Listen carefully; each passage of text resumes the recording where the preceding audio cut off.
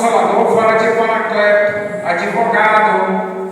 Então, Jesus ele é o Consolador, o Paracleto, o advogado, como diz 1 João capítulo 2, versículo 1. Se alguém pecar, temos um advogado junto ao Pai, Jesus Cristo. Então, meus amados irmãos, é uma promessa maravilhosa que a gente versículo 19: faz um pouco e não me verás mais.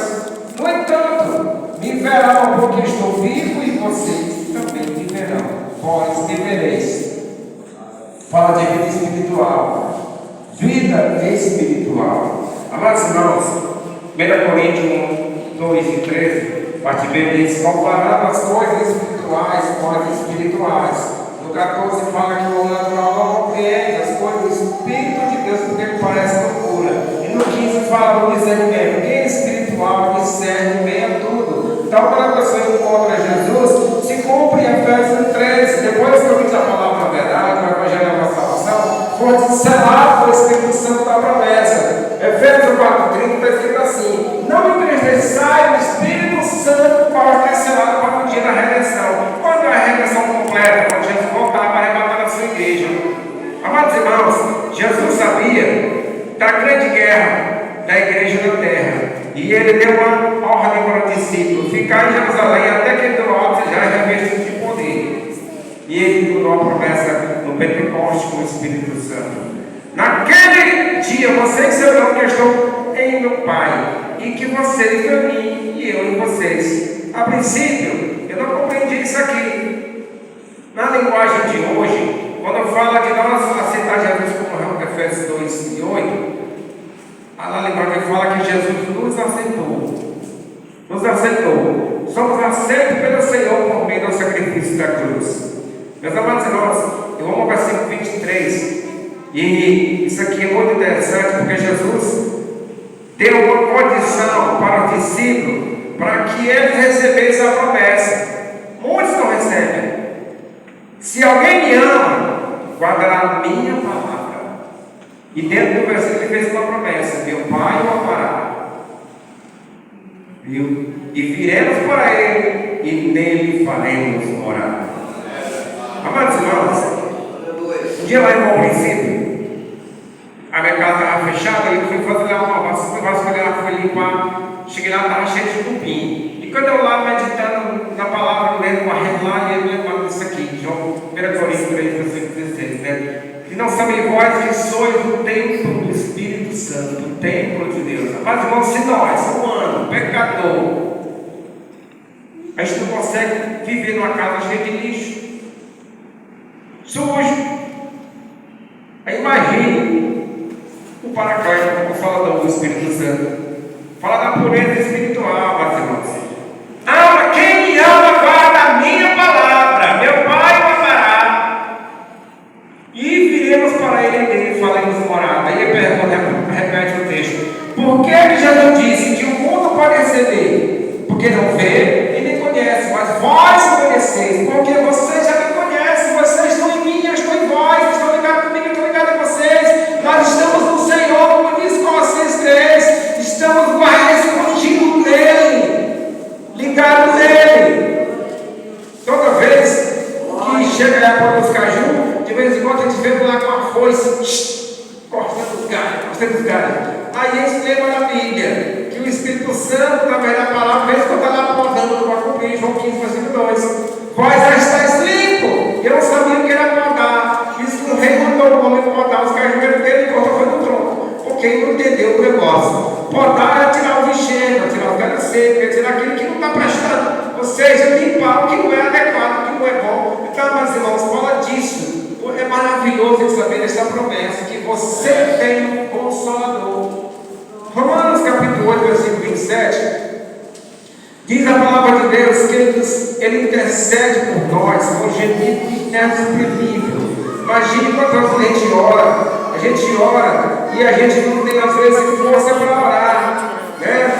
Mas aquele que sonda os corações, sabe qual é a mente do Espírito, e ele intercede pelos santos de acordo com a vontade de Deus.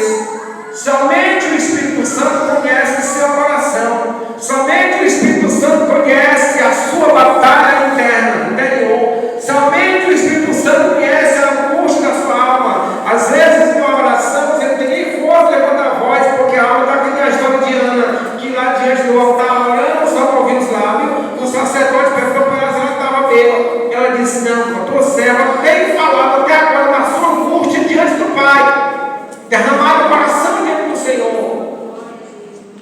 eu entendi, amados irmãos, que uma vez já aconteceu N vezes comigo, várias vezes comigo, que a gente vai orar e a vontade é de gritar, mas a voz não sai, porque só sai lágrima. A vontade é de gritar. Eu imagino que chega no céu o grito da alma. Isso chama-se coração quebrantado. Um louvor às vezes quebrando nosso coração, porque toca lá no íntimo da alma. E isso cumpre isso aqui. E o Espírito Santo ele intercede por nós. Por quê? Porque ele sabe o segredo do seu coração. Ninguém sabe. Você não conta para ninguém os seus problemas, aquela peleja, aquela luta, aquele segredo que você que Jesus faça, mas você não conhece. E ele pega a sua oração e leva lá diante do Pai. Pois se cumpre aqui no capítulo 16 de João, está escrito, versículo 14: Ele me glorificará, porque vai receber o que é meu e anunciar isso a vocês. Ele vai receber do Pai a mensagem, a resposta e trazer, porque Ele é o seu companheiro. Amados irmãos, diante das batalhas que a gente enfrenta diária, e tem situação que dá vontade de chutar o pau da barraca, como diz na linguagem popular. Só que te lembra que o sacrifício da cruz não tem dinheiro do mundo que pague pelos dois. Olhar para Jesus. Uma passagem que eu amo meditar é Romanos 10, versículo 11. Todo aquele que ele crê não será confundido ou desiludido. Se nós confiar no político, no cidadão esse ou aquele, ou pessoa X, você pode se decepcionar porque você não é um pecador que nem nós. Mas aquele que olha para Jesus, que coloca diante de Deus, o Senhor tem uma resposta sempre, porque Ele é o nosso Consolador. Eu digo sempre, um dia lá em casa eu aprendi uma lição. Eu disse: olha, eu aprendi uma coisa, cada suas queixas eu te derramo no espelho do altar. Ficou para Filipenses, que tudo seja conhecido diante do Pai pela oração e pela súplica. E Jesus tem sempre uma resposta. Louvado seja o nome do Senhor. Então, meus irmãos, aquele que me ama guarda a minha palavra. Quem não me ama, versículo 24, não guarda a minha palavra. E essa palavra que ouvimos, não é mentira, que o Pai me enviou. E Jesus fez a promessa. 26. Mas o Consolador, o Espírito Santo, vai virar meu nome, esse ensinará a vocês todas as coisas. Tem uma passagem bíblica que eu gosto de meditar sempre, é 1 João 2, versículo 20 e o 27. Mas irmãos, eu custei entender esse versículo, porque fala da unção.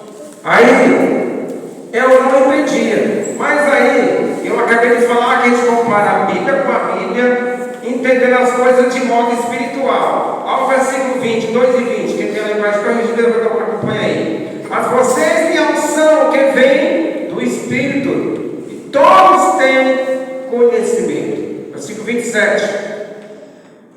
Quanto a vocês, a unção que receberam dele permanece em vocês, e não precisam de alguém que os ensine, mas com a unção dele nos ensina a respeito de todas as coisas, e a verdade, e a verdadeira, não é falsa, permanece em vocês, como também ele como também ela ensinou vocês. Aleluia. Na linguagem corrigida fala: vós tende a unção do sangue e sabem tudo. Aí eu entendi, eu ficava me perguntando: mas como é que a gente sabe tudo? Como é que tem a unção? Que unção é essa? Está falando, amados irmãos, do capítulo 14 de João, que todo crente salvo, ele tem o Espírito Santo. Todo crente salvo, ele é selado com o Espírito Santo, para cumprir Efésios 13. Efésios 4:30, selado com o Espírito Santo para a redenção. Você passa a ser a habitação de Deus, passa a ser dentro de casa morado do Espírito Santo, você passa a ser tabernáculo do Senhor, você passa a ser servo do teu filho, do teu coração, que age na palavra de Deus. E quando você ouve a palavra do Senhor, a palavra toca no íntimo da alma, ninguém pode mais tocar, como diz Hebreus 4, versículo 12, que a palavra é viva e eficaz. E eu medito na seguinte situação: se a palavra é viva, porque a palavra é o próprio Deus falando, e ela penetra lá no íntimo da alma, imagine, quem sabe que é da tua óssea,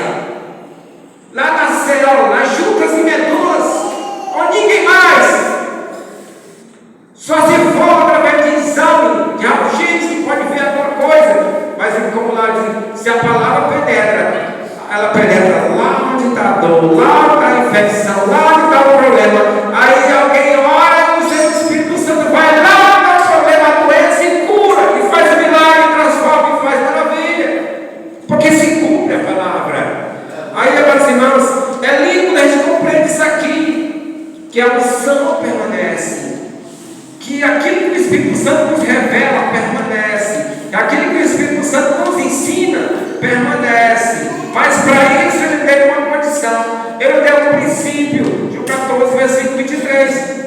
Quem que me ama guarda a minha palavra. Já ouvimos a citação